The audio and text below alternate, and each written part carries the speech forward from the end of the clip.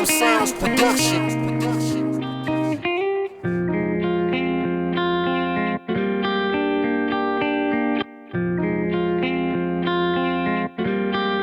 What up, sound?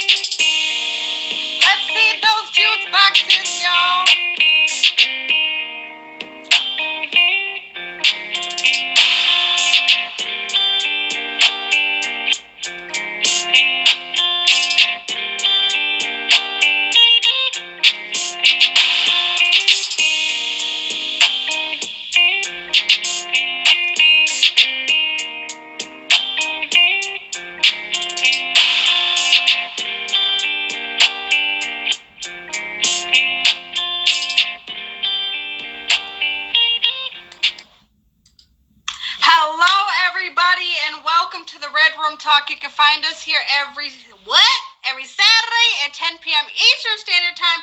I'm your host, Jen. The Red Room Talk is a show about love, intimacy, and interpersonal relationships, including self, to erase different social stigmas. We are here to have candid discussions and cut through those stigmas to show that in the end, no matter your background, we all have commonalities when it comes to matters of the mind and the heart. Nothing is off the table in the Red Room Talk. Last episode, if you missed us, that's okay. You can find us on YouTube by clicking that link in my profile and subscribing. Last episode, we talked about dating roadblocks, but this week we are going to discuss fear with this week's topic, the other side of fear. We have an all-star cast. We have Wancho Number as my co-host. We have Queen of Hearts and Storm Shadow. Let's find out how the panel feels about their fears. But before we get started, all that I ask is you keep your mind open and your language clean. First things first, I'm going to let the guest in the box, and then we will get started.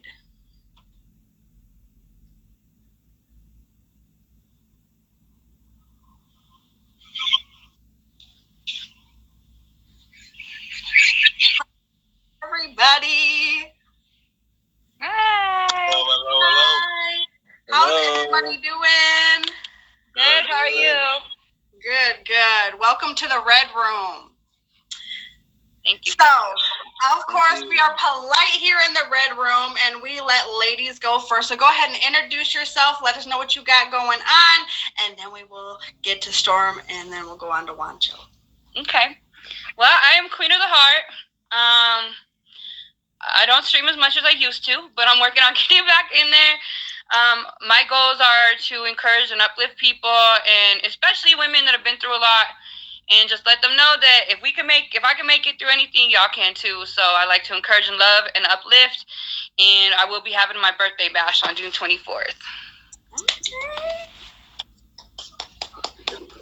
I am Storm Shadow. I stream throughout the week after 7:30 Mountain Time, on the weekends, anytime that I'm free.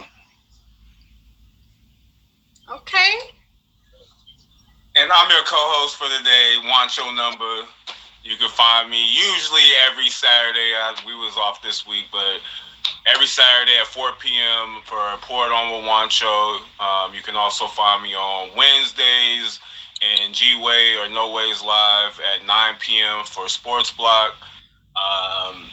Sundays still kind of open. We usually do game mornings on Sundays at 10 a.m. Eastern. That's trivia, emoji charades, and riddles. Other than that, you can catch me in the morning or early afternoon during the week. Whoop, whoop. Well, everybody, I am your host, Jen and Juice. You can find me here every what? I gotta hear y'all say it, every Saturday at 10 p.m. Eastern Standard Time. Right here. If you don't find me here, you can find me on that number one Bubbles Live. That is King of Diamonds. I judge his Getting Lit show every Thursday at 9 p.m. So make sure y'all tap in with him. And like he just said, every Sunday we do game mornings, and we do have some new content about to come to y'all. So y'all stay tuned. But let's go ahead and get started, y'all. Well, some of our fears are basic survival and pain avoidance. Many fears, as we know, are literally in the mind. How many of you are creeped out by even a picture of a spider? And while there are lots of articles out there which list our fears and phobias, it's hard to find a good article that helps us chunk up those fears into useful categories.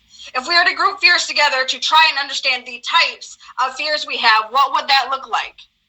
Fear probably causes more problems in our lives than fear itself. That claim needs a bit of explaining. I know fear has gotten a bad rap, and it's not nearly as complicated as we try to make it. A simple and useful definition of fear is an anxious feeling caused by anticipation of some imagined event or experience. Medical experts tell us that anxious feeling we get when we're afraid is standardized biological reaction. It's pretty much the same set of body signals whether we're afraid or getting bitten by a dog, getting turned down for a date, or getting our taxes audited. Yep, that sucks. Fear, like all of our emotions, is basically information. It offers us knowledge and understanding if we choose to accept it. And there are only 5 basic fears, out of which almost all of our other so-called fears are manufactured. The first is 1, loss of autonomy. The fear of being immobilized, paralyzed, restricted, enveloped, overwhelmed, entrapped, imprisoned, smothered, or otherwise controlled by circumstances beyond our control. In physical form is commonly known as claustrophobia, but it also extends to our social interactions and our relationships. But what I want to know for the first question is, what fears did you have as a child? I hate the dark. I still do. I hate pitch black. I need to have a little bit of light. Just, I feel like if you can't see nothing, then you're out of control. You can't see if somebody's sneaking in, creeping up on you, whatever. I got to be able to see something. I would say mine was the dark as well. I just have to sleep with a night light or some kind of teddy bear stuffed animal to give me comfort throughout the night. And also, I was scared of scary movies. Like any little thing, I would jump. But that's when I was, as a kid. So mine was the dark. Okay. For me, I would say it's heights. I remember when I was a kid, I would get on roller coasters and things like that, like the amusement park and stuff like that. But now that I'm more so older, and even before getting into my adulthood, I remember a time that I went on a field trip to the Sears Tower. Well, it changed its name now, but at the time it was the Sears Tower. And we went all the way to the top floor, and I could feel the whole building moving. And I just had like the worst anxiety attack. And I'm like, yo, get me downstairs on ground floor. I can't do this. But the crazy part about it is I don't mind flying. Like I'll fly, but although I'll pass out, on the plane or whatever, or but to just be on heights like roller coasters, can't do it. You know what I'm saying? Like I'll do them, but they're not me. I don't want my stomach feeling like it's going up in my throat. I feel that. Wow, no, that's the norm. So the other part of that question was, were you ever actually able to overcome those fears that you had as a child? I feel like I've overcome it to a certain extent. Like in my own home, I don't mind the dark. I can do the dark. But if I'm in a new place or unfamiliar places, like I like to have a little bit of light just because it just makes me feel a bit more comfortable so I can see and access whatever I need to get out, get in, whatever. I don't mind sleeping in the dark, no matter where I'm at, whether it's a familiar place. The way I overcame it is I used to, as a child, y'all might find this funny, as a child I used to play war in the middle of the night, in the dark. I would be pitch black, and I'm playing war by myself. That's the only way I overcame it, so I don't mind being in the dark. I'll walk through a house in the dark and know where I'm going. And I still don't like the heights. Still don't like heights. Keep me on ground level. If it was meant for me to be up high in the air, I have wings and all that to fly. That's how I feel. Oh, I wish I could hit my button. I believe I can fly. No, I'm just kidding. I feel that. I'm terrified of heights now. Like, I don't even like to be on one step where I can see through it. Don't put me there. So, my fears as a child, first of all, definitely was the dark. Like, I'm one of those, like, I would flick the light off and then, like, run and jump in the bed, you know what I'm saying? I couldn't have my toes hanging out of my blanket because a boogeyman was going to grab my feet. I swear I still am that way to this day. I try not to. Like, unless it's really hot, I got one leg out, you know what I'm saying? But I cannot have my foot hanging off the bed because if someone grabs it, somebody's dying, okay? And if something ever happens, just know, Wancho, you're the one going down to check the noise, okay? Because I'm not doing it. You're the one going to check, not me, okay? Just know that, okay? But I definitely was hugely and grossly afraid of snakes and spiders. Horribly. Even as of recent, Wancho was there. I don't know if Queen was there, but we had a friend who was in the comments who was in the box, right? And they were showing us a snake that was in the grass, and this snake jumped at the camera. Well, let me tell you, I think everybody went deaf because I screamed like a girl. No offense to all females, but I screamed very loud because I am still very much, yes, afraid of snakes. So much so that I even went and I have a tattoo of a snake because it signifies that fear. People very much played on that. The reason why I still have that fear is people very much played off that fear in my family. Like, they would get fake snakes or put garden snakes in my bed or in my room or somewhere where I could find them to scare me. People very much love to scare me. I'm a very jumpy person. I have a great reaction when I get scared. Do not get any ideas. So I'm very much still afraid of snakes and spiders and such. Don't get any ideas. I see that look on your face. No. Only are you afraid of aliens? Too late. But I also have like more significant fears that are more than just those type things. Like I have fear of like not being good enough. I have fears of dying alone. Those are very like deep, rooted fears. I have, more than just surface level fears of like the dark or heights, but those type fears too, that kind of manifested at some age, especially like my dad passed away very young. I've like lost a lot of family who was very young, even like cousins that passed away before they even hit the age of 30. So it very much, was something that, was inside of me to fear. It was very much a fear of mine, just those deeper like fears. But then even, as far as like irrational fears of like fears of something that hasn't even happened yet. You know what I'm saying? Where you like sit and think about like, oh my God, well, what if this happens? Or what if this happens? I'm sure he could tell you.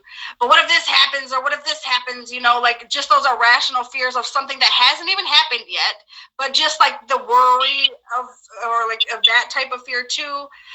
So even as such things like that, you know what I'm saying? But beyond that, I did not overcome those fears also. I mean, I think those are like not as deep rooted, I will say. Like those are just, things that you think about, like, man, what, just those kind of fears. But definitely the snakes and spiders, I will scream and, all that, run through the house and burn it down if I have to, because you don't live here, okay? But if y'all are just pulling up, that's okay. We have so much more to come. You can find us here every Saturday. Right here on the Red Room Talk, y'all, at 10 p.m. time. We just discussed what fears did you have as a child, and were you able to become or overcome that fear. But now I want to dig a little deeper.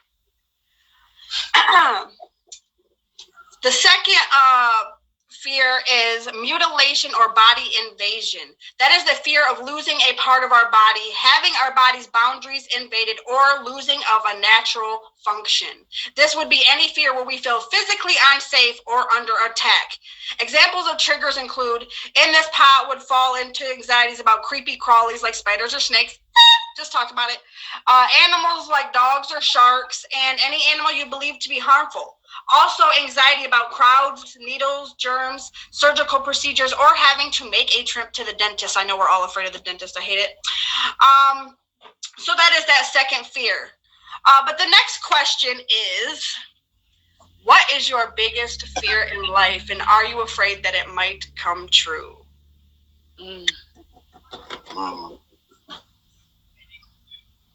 I think I have like a few of them, and I think it's because like, as we get older, we go through so much, some more than others. But I think my biggest fear is I don't like being by myself, because I've been through so much where I've been out of control of things and things have happened. So the desire, like, I don't want to be alone forever. I would rather have like a man where I could feel safe with a man and feel like I could trust him and be protected by him, because by myself in the past, I wasn't able to be protected. So I think that would be like my biggest fear is like even I watch my back. We have to constantly watch our back as women, because men are out here snatching up women out of the grocery stores for sex trafficking in the parking lots, like anything and everything, and they don't discriminate. And unfortunately, when you've been through traumatic things, now we are programmed because of that to constantly watch our backs and like be aware of our surroundings, or constantly isolate ourselves, because if we step outside, we're afraid, like in our areas or whatever, that we're putting ourselves at risk. So my biggest fear is basically just failure at anything. I think that's why I go so hard at anything that I do, and I always got to be in control of it. Because if I don't feel like I'm in control, I feel like I failed. I got other fears, like fear of not being a good enough dad, or being there for my kids, or disappointing to my parents. But my biggest fear is failure. I hate to fail, no matter what it is. If it's a coloring book contest, I'm not gonna fail. I can't fail. I gotta be perfect, or else if I'm not perfect, I feel like I failed. I have to agree with that. That's not my main fear, but I do agree that failure is one of my biggest fears. But I would say my biggest fear is outliving my kids. in today's society, with the way things are, school shootings, shooting, you know what I'm saying, kids getting kidnapped, things like that. My biggest fear is having to bury my child instead of my child having to bury me. Yeah. Like, I worry so much about that because, like I said, like, 1 week we got a shooting here, then you don't hear of anything for a while, then we got a shooting in this state, then we got a shooting in that state, then we got a shooting in the mall, a movie theater, classroom, like, all these things going on. You got trafficking. You know what I'm saying? Like, just a messed up day and age where people just do crazy things. And, you know, obviously with working and everything like that, you can't be around your kid 24/7. So anything can happen at any given time. Yeah. Agreed.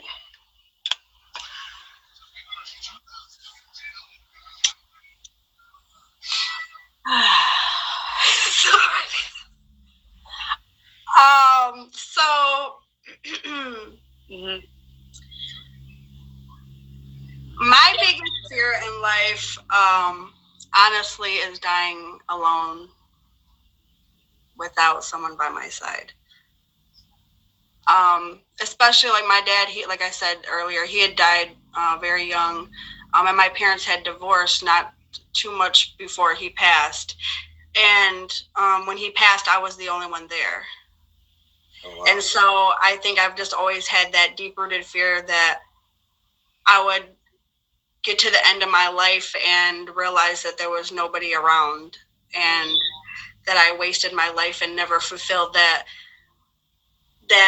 desire to be loved all the way through. You know what I mean? And that I would end up alone. So that's just like my biggest deep-rooted fear, that would manifest and that I would be alone. I mean, because at the end of the day, like I've held the hands of many dying people. I was a caregiver for about 15 years, and especially like senior citizens and such. I've held the hands of many dying people who, at the end of their life, the one thing that they wanted in their life was their family by their side. Yeah. You know, and the love of their life. Like a lot of these, folks very much spoke of the love of their life who wasn't even around anymore, or spoke of a family member, who had passed previous to them. And so when I would think about that, I'd be like, wow, what if I get to the end of my life and I'm not fulfilled? You know what I'm saying? Like, just imagine getting to the end of your life, and when you die, you meet the person you were supposed to be. I think like when I seen this video and it says, what if you get to the end of your life and you meet the person that you were supposed to be? Mm-hmm. And I just think that like so deep rooted in my mind that I was like, like, what if that happens? Why would I watch this? First of all, why did I do this to myself? But that just became like this fear that I would just get to the end and I would be unfulfilled and never having the one biggest thing in my life that I always wanted. And that's mine. But that's a legit one. Yeah, I mean, a lot of people, I'm sure death is like, but this isn't just death that is my fear. It's getting to the end of my life and feeling unfulfilled, like I never, was loved all the way, or I died alone, or I never had children who were going to be surrounding me when I passed. Not saying that you couldn't get hit by a car, and you know what I'm saying, but right. To think about, no one to mourn me, or not that I want people to mourn you, but you know what I mean, that to not have anyone like, oh, that's just some girl named Jen, you know what I mean? I want to touch hearts. So when I leave this place, that I leave a legacy with people who knew that I loved to the best of my ability, you know what I mean? And so that's just my fears, that I would die and nobody would even know who Jen was. That right. I didn't leave a mark like I thought I did, that I was unfulfilled in that way. That's my fear. But if you're just pulling out, that's okay. You haven't missed much. We still have a lot more to discuss. You can find us here every Saturday and Eastern Standard Time, right here on the Red Room Talk. We just discussed what fears did you have as a child. We are a little bit able to overcome that fear. What is your biggest fear in life? And are you afraid that it might come true? So the next example of fear is loss of autonomy. The fear of being restricted, confined, trapped, suffocated. As Dr. Albrecht puts it, the fear of being immobilized, paralyzed, restricted, enveloped, overwhelmed, entrapped, imprisoned, smothered, or otherwise controlled by circumstances beyond our control. When it's a physical fear, it's called claustrophobia, but our fear of being smothered, restricted, unable to take care of ourselves, or dependent on others can also apply to situations in our lives or our relationships.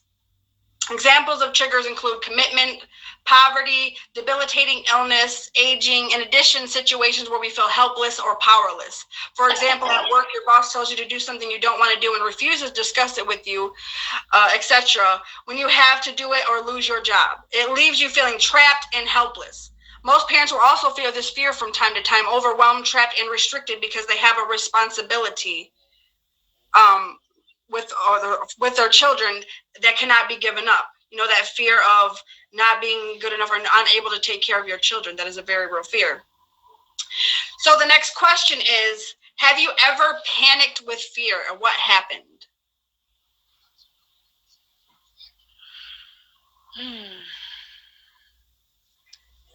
I feel like I've panicked. I've been in situations like, I think one of the things I fear is not being able to, like, I do not like, if I can't take care of myself and depend on myself, and like if I'm not in a situation where I'm financially stable or whatever, I fear that because I never like want to feel like I have to depend on somebody else. You know, and so I've been in situations where I've been like on the verge of losing stuff and panicking, and it stresses me out. You know, I think we go into that panic mode of like, what am I going to do? What's going to happen? How do I do this? How do I come up with this? How do I make this work? And at the end of the day, I feel like it always comes to work itself out. But like I panic, and then I'm overstressing myself for no reason, or, you know, like just, you know, going through a mental breakdown or something, because I feel like sometimes when we're going through so much, we just let everything pile on top of each other, and we don't always handle it in a healthy manner, or like try to work it out step by step, because people feel like we have to take everything on at the same time and try to make it all come together. And so I've done that several times and done things in panic and in fear because of situations where I basically put myself through so much more stress than needed, because I could have just waited a little bit longer to let it come together, you know. So I haven't been in that type of situation where I've panicked out of fear. I've seen it happen. I've heard it happen, but I myself haven't been in that situation. I mean, I guess I kind of was, now I think about it.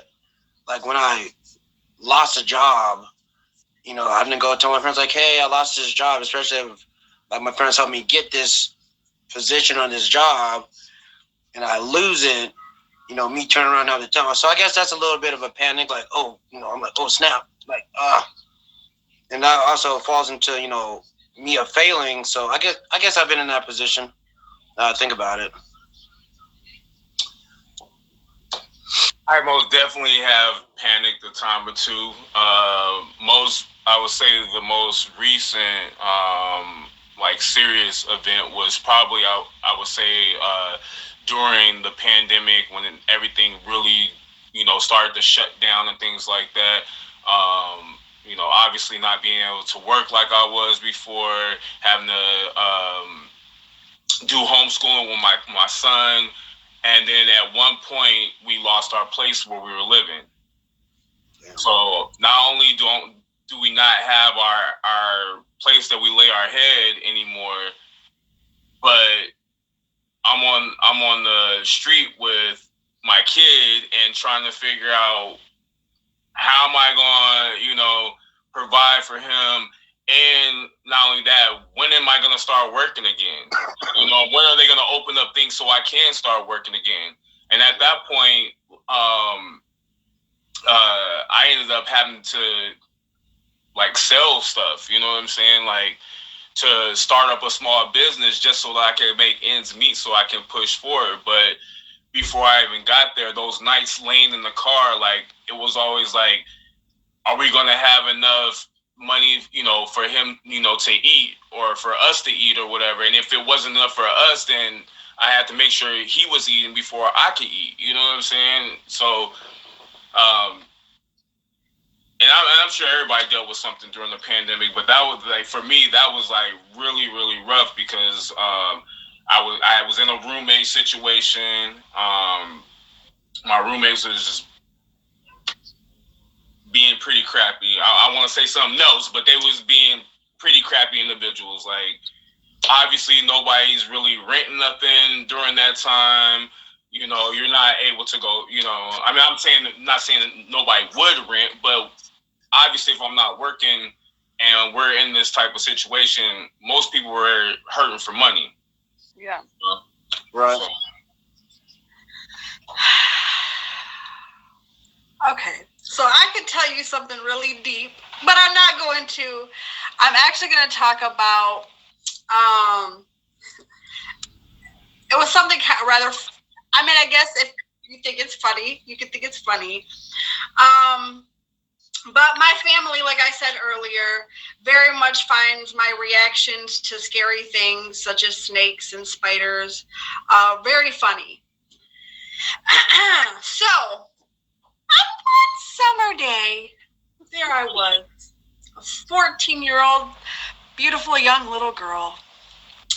And my father told me to go grab something by a tree.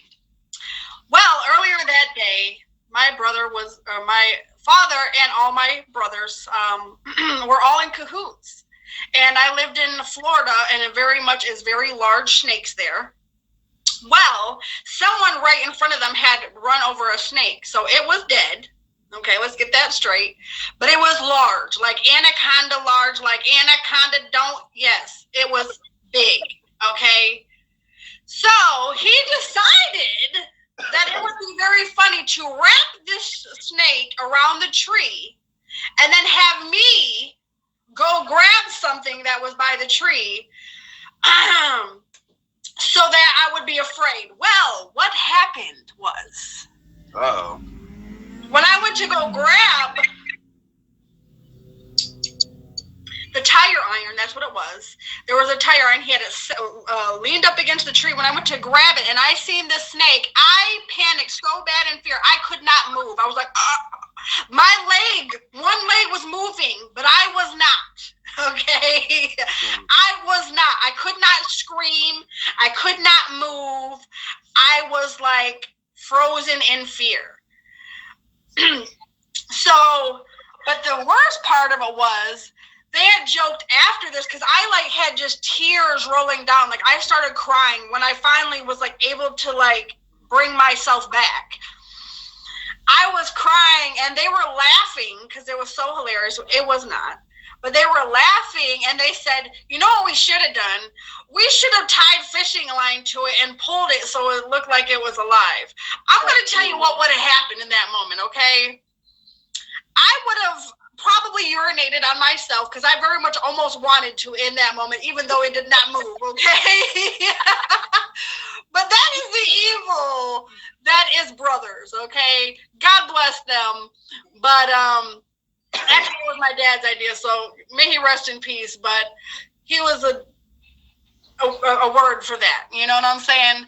But so they very much thought it was funny, and I do have a funny reaction, I'm sure, to anybody else. I scream very loud when I'm afraid. But yeah, and that one, even as much as, like I was saying earlier, when Cindy was in the box, snake had lunged just at the camera. It was not there, but it very much felt like, okay, that snake was there at that moment, okay? It felt it like it was real, okay? It was real, and it came at me, and it tried to get me, okay? It felt real, okay? I promise you it felt real. Like everybody that was in that live jumped when that snake jumped at him, because I know I jumped.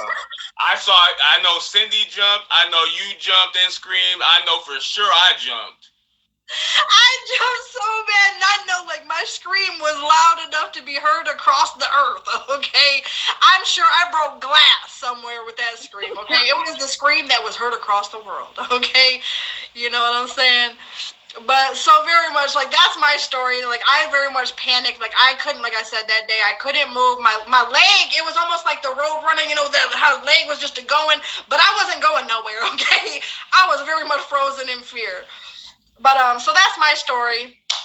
But if y'all are just pulling up, that's okay. You can find us here every Saturday on the Red Room Talk at 10 p.m. Eastern Standard Time. You have not missed it all, but we do have more to discuss. We just discussed what fears did you have as a child?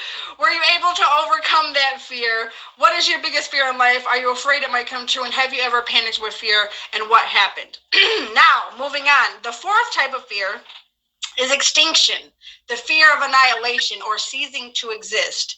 This is more than just a fear of death or how we might die. It strikes at the very heart of our fear that we simply will no longer be.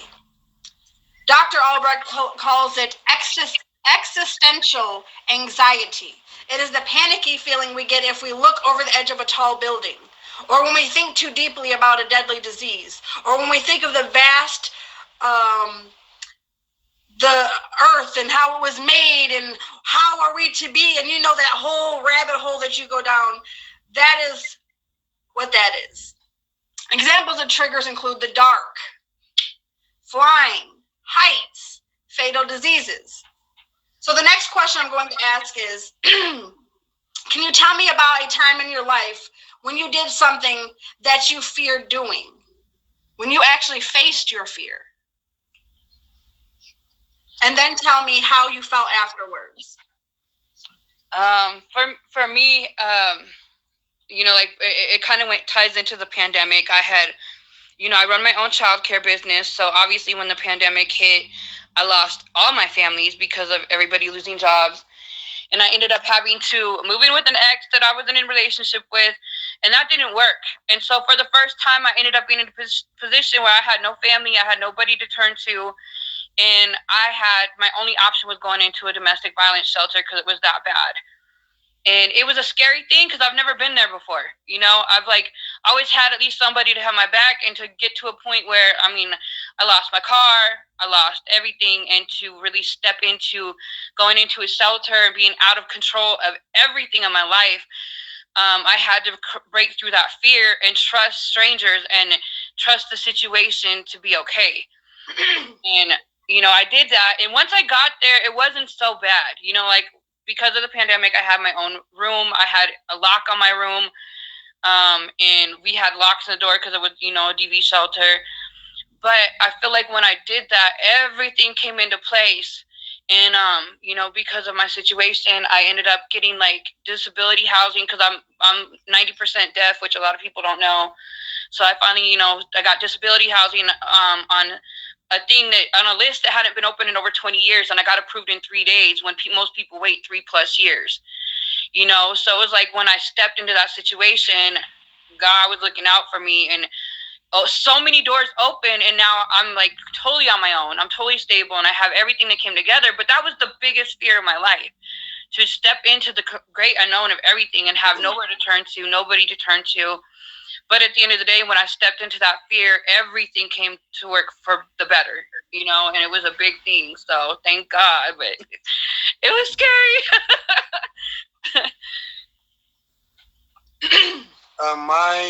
One of the fears I faced was heights. I was in high school and we went to a military base, and we had to rappel down a 90-foot wall. I was like, oh no, pick me last. Let me go last. Let me go last. Oh no. Oh no. I was like, let me go last. Pick me last.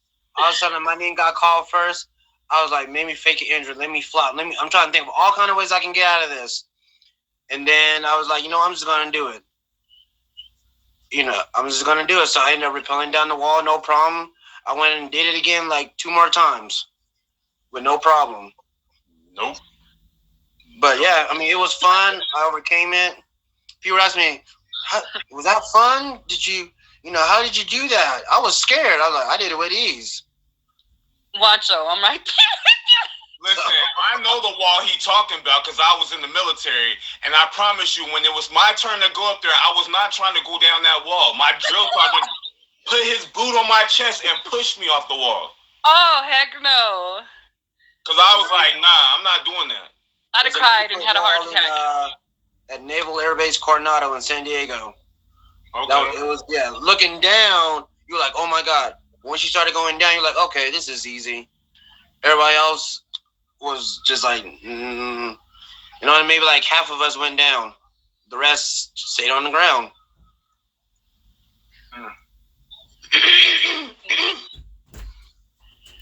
For me, I would say the fear that I face, I would have to say during the pandemic as well. For me, the being homeless. Like, I did the shelter thing. It only lasted a day for us. A bunch of people had COVID and they was trying to lock down, and I was like, I'm not about to be locked down with a shelter full of people with COVID when I don't even have it. So at that point I left, and it was just kind of like, what am I going to do next? And I did like little odd-in, things, side work and things like that for people, and was able to get up enough money to get into a room. And then once I got into a room, like, I was able to start. At one point in time, I was making my clothing right out of the hotel room. Right out of the hotel room. I had my press, I had my cutter, my vinyl, and everything. And was making stuff straight out of the hotel room. Mistress probably even remembers that. But it was just one of those things. Like, I knew I had to get through it and overcome it by any means, because I have someone counting on me.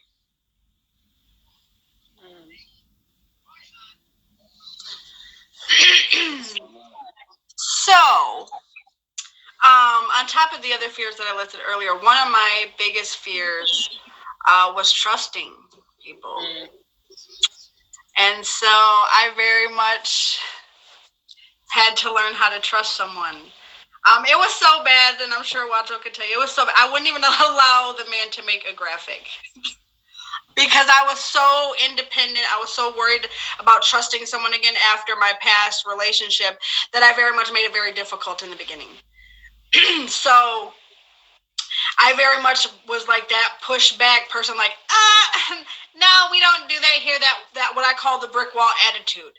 And while that doesn't sound like a legit fear, it is very much a fear. It was very much a fear because when you relinquish that kind of power to somebody, you give them the power to also hurt you.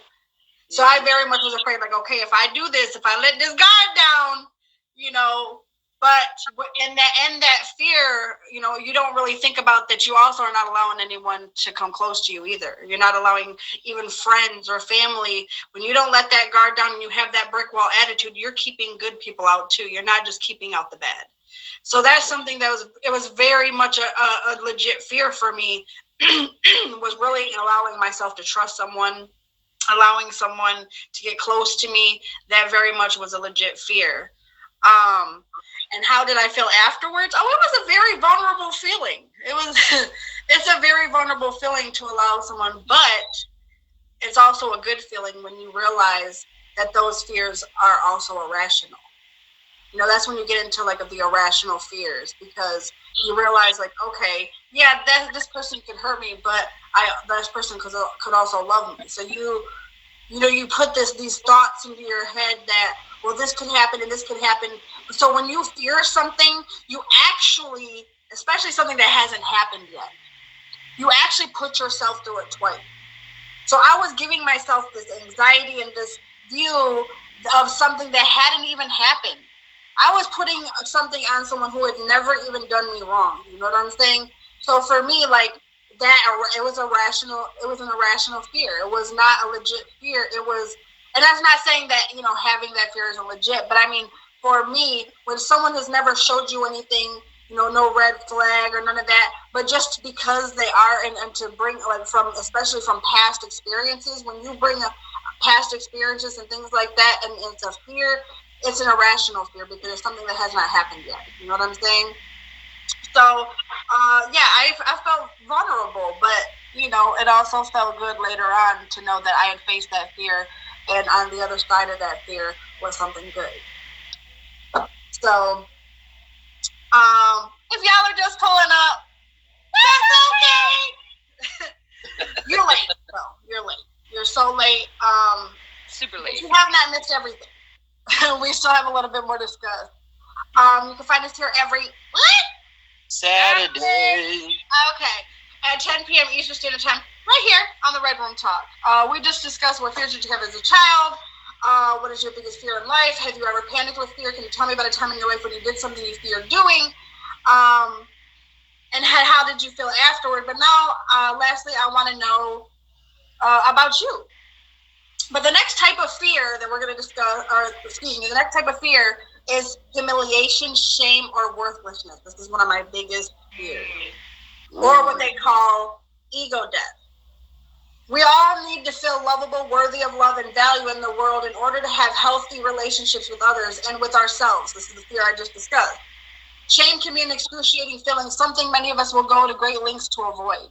Not only can it leave us feeling physically sick, make our skin crawl, or flush in extremes, give us stabbing pain, we want to crawl into a hole and disappear. When we are shamed and humiliated, it can threaten or destroy our belief in our worth, our lovability, and our value in the world. Without that, we are nobody, literally. The supposed number one fear of public speaking would fall into this category. But my next question is, how do you face your fears or actively work on getting past your fears?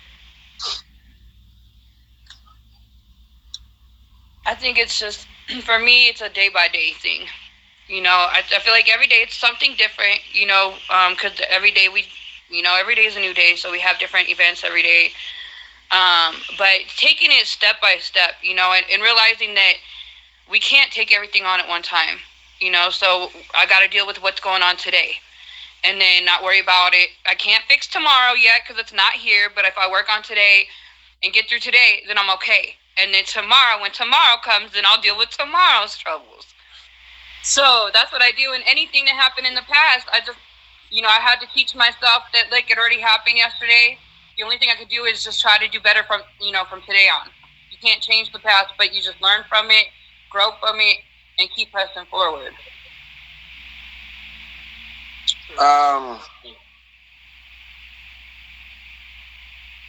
Repeat the question again, because I was listening to Queen and I lost what I was about to say. How do you face your fears or actively work on getting past your fears? Well, I pray every day, every morning before I head out. Like Queen said, I can't fix what I've done in the past, but I can learn to move forward in the present and into the future.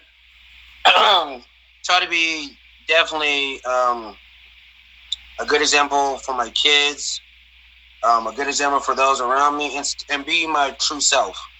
But definitely how I just face it and overcome it, I just pray every day.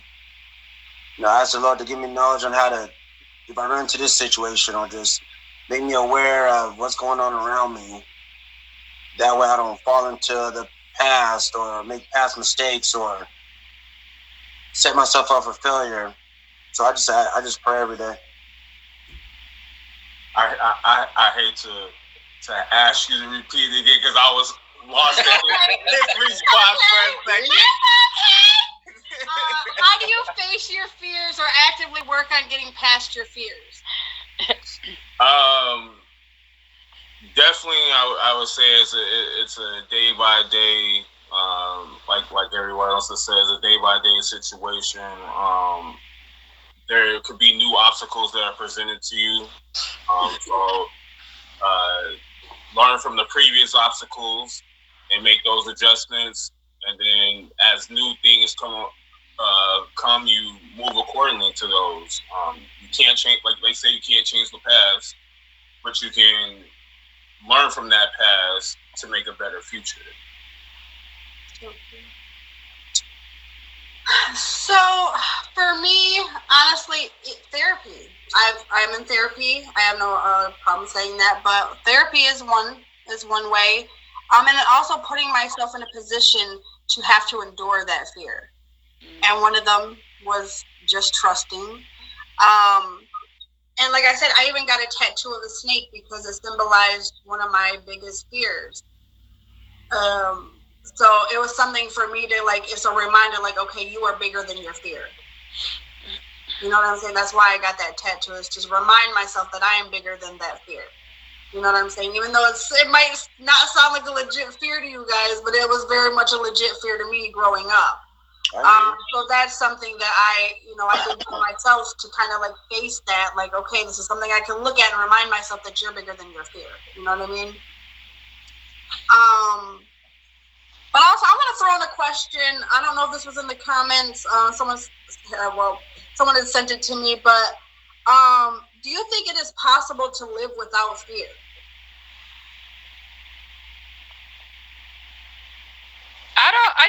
I think we all fear something. Now, like, whether we see it as an actual fear or not, I think that's kind of how, maybe, like, depending on our perspective. But I feel like everybody lives in fear, because, I mean, if the job market's terrible, we might be fearing losing our jobs or losing pay, or if, cost of living keeps going up, we're fearing, like, okay, are we going to be able to afford a place to live? Cost of food keeps going up. Are we going to be able to keep feeding our families? There's always some sort of fear that's implemented in day-to-day society.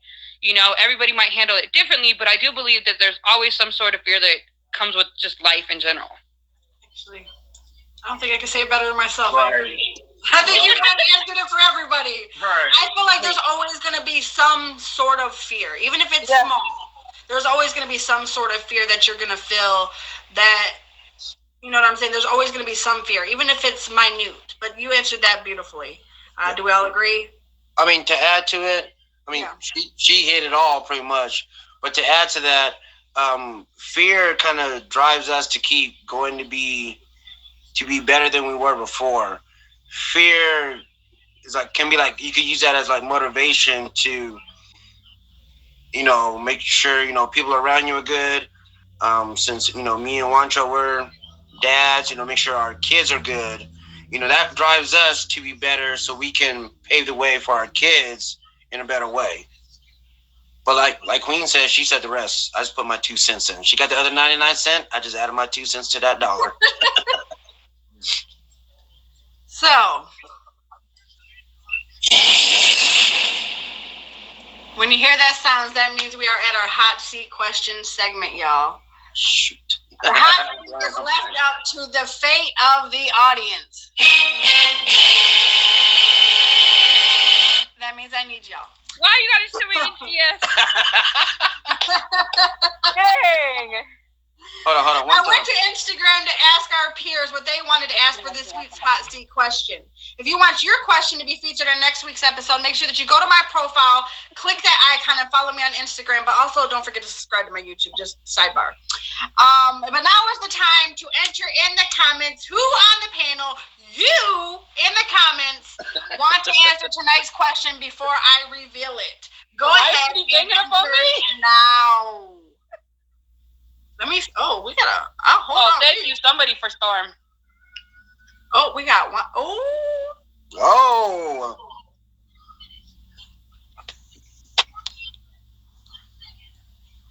Queen Wancho. Oh.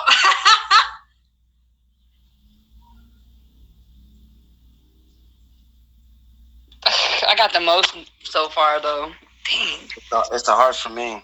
Y'all are some bullies. Do you fear us? No, I'm playing. You're the hot seat. Don't be scared. GS, I'm coming for you. I'm gonna get you in your sleep, bro. Well, I'm gonna say that Queen has probably been said more. One, you got 2 for Wancho, 3 for. I'm safe. I'm moving on to the next episode of this island, so I'm safe. I'm not getting voted. I think I only seen Storms. One. Well, Gia said me and Storm. So you Well, need I'm just gonna go ahead and say Queen. Hold on. So this week, Anonymous wrote in and asked, if you had a chance to eliminate one fear, what would it be and why? Man. That's a good question. Good question. I think my fear of not getting the opportunity to have kids, I would eliminate that. Just because it's something that I desire so much, but I haven't met the right person. And it's something that I want. I want to have a family. I had a messed up life growing up, and my family is really divided and did nothing but fight and backbite with each other, and it was just miserable. So I've always wanted to be able to have a family and create a better family future, for myself. So if I could eliminate that, I would do that, because it just tears me up that I may never have kids. So that would probably be my biggest fear. That's something I even very much deal with, so I definitely feel you some. I hope that that happens for you. But so every week, but every week we come to this place of I want to say healing, and I usually do a quote, but this week I want to do it a little different. I actually have a video that actually inspired this very episode. So I'm gonna go ahead and play the video for you guys, and then we will give our outros and such, and yeah.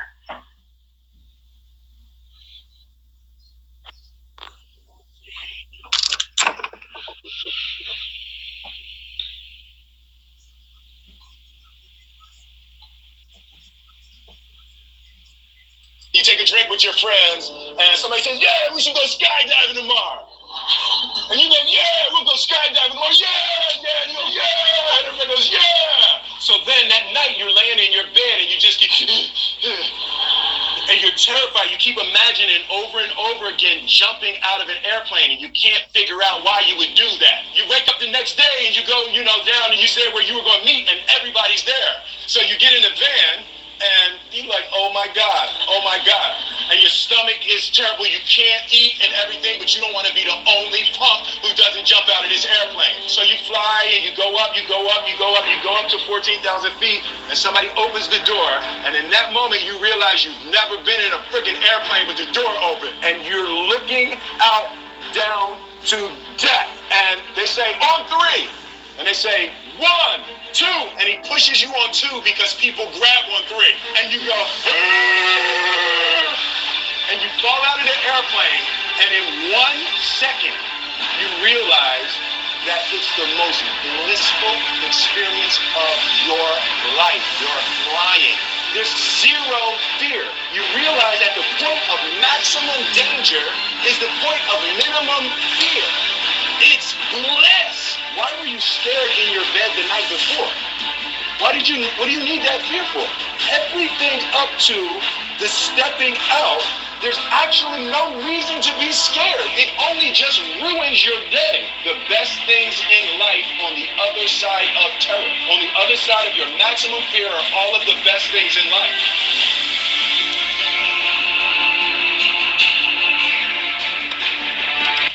That is why this show is called The Other Side of Fear, because some of our greatest gifts in life, as I can tell you, are on the other side of your fear.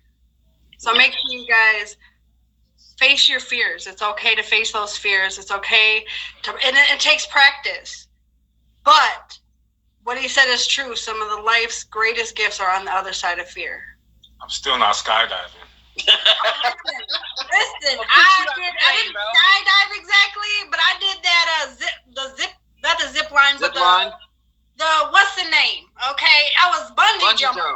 Bungee jump. Okay, let me tell you.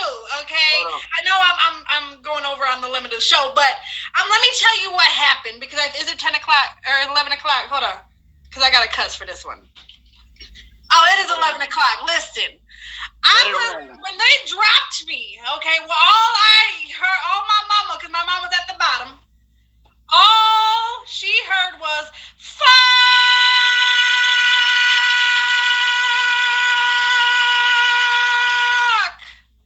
That's all I could think. I'm going to tell you because why? Before they dropped me, my thoughts was, oh my God, is God going to think I committed suicide because I decided to do this if I die?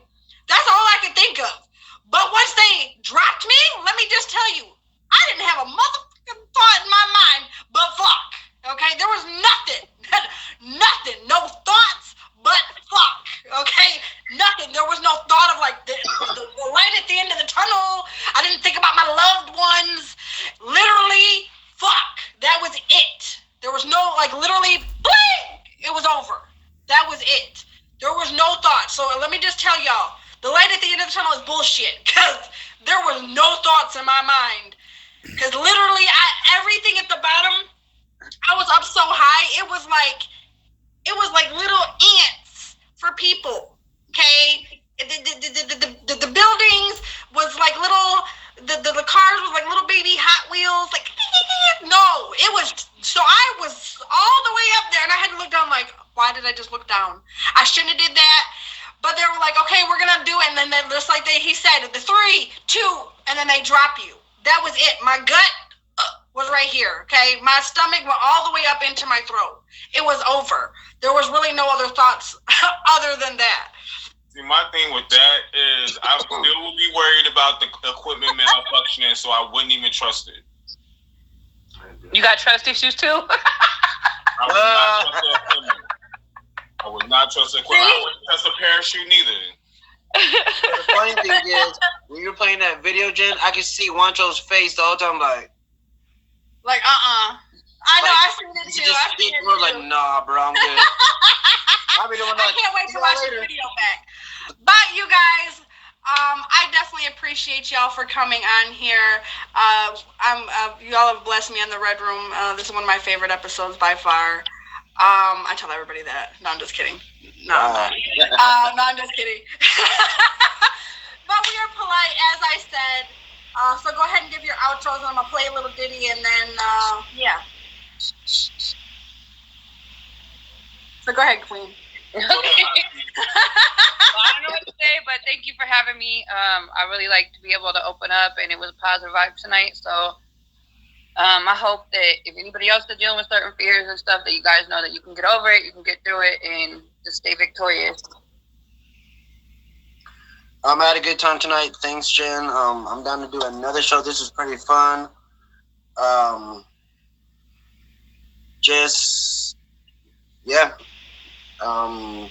Overcome your fear, or my overcoming fear. Like I said, as I pray about it. To a side note, I've died like 6 times in my life, real talk, and that's why I have no fear for really anything except for failing. So one time I was talking about the roller coaster, not skydiving. I'm not scared of none of that, but just pray, and the Lord will help you overcome your fear. I want your number. I appreciate you letting me be your co-host today. Shout out to G-Way for letting me fill in for him. What's my thing? Yo. But anyways, you can catch me typically on every Saturday at 4 p.m. Eastern Standard Time for Pour It On. You can also catch me on Wednesdays at 9 p.m. Eastern for Sports Block and G-Ways Live. And then Sundays we got game mornings at 10 a.m. Eastern, and then we're also working on a few other things. So just hit my Instagram, hit me with a follow. Make sure you subscribe to YouTube and just tap in and check out and see what we got going on in the future. Well, as you guys know, it's me. I am Jenna Juice, the host of the show. You guys can find me every Saturday at 10 p.m. Eastern Standard Time, right here. But other than that, like he just said, every Sunday we do game mornings And then every Thursday, I am a judge on Getting Lit. That is my number 2 bubble for this live. It is a featured show. It is the longest running music show on the app, so make sure y'all tap in with him. Also, as Wancho just said, we do have some new content about to come to y'all to a home near you. So make sure y'all stay tapped in. Make sure you guys favor all these beautiful people here in the box, y'all. I appreciate you guys for coming so very much. But I'm going to go ahead and play a little ditty, and then we can talk some real shit. Gotcha.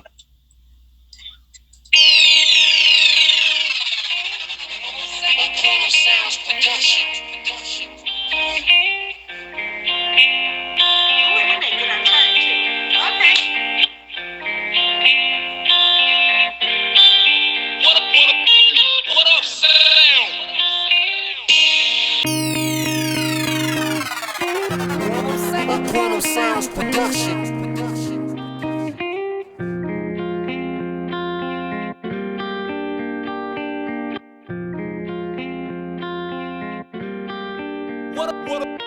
What up, sound?